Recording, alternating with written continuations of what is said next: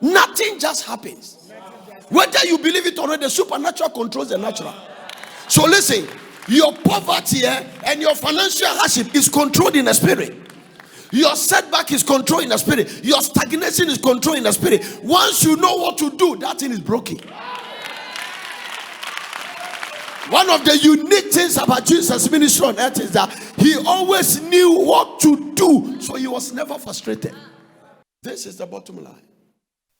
I am talking about the supernatural dimensions of the life that you are ignoring. So when we tell you to pray before you marry, we tell you to seek the face of God, we tell you to fast and you are eating, we are trying to tell you that your life does not advance because you are smart. No! Every family you go to enter, there is a spirit controlling it. There is a spirit controlling the nation of Ghana. If we don't pray, you gain the ascendancy. The prince of Persia said, there was a kingdom of Persia. Daniel was praying for some revelation. And the counterpart spirit that controlled the kingdom is also called Persia.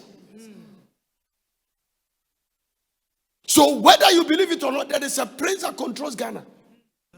Where there is no prayer, his agenda must be fulfilled.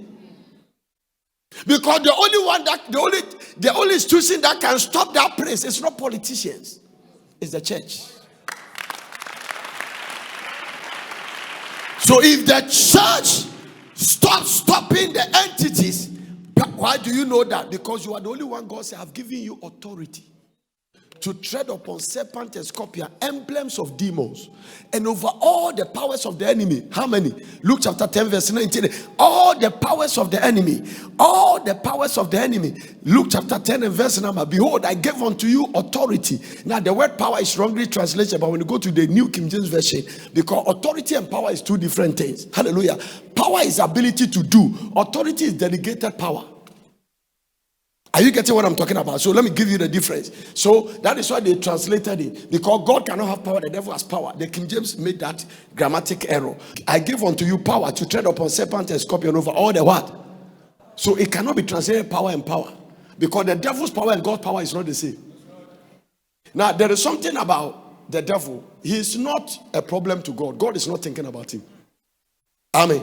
Because the one that created you cannot be afraid of you. Anyway, you will get it when you grow. Now, so that's why they wrote the New King James English.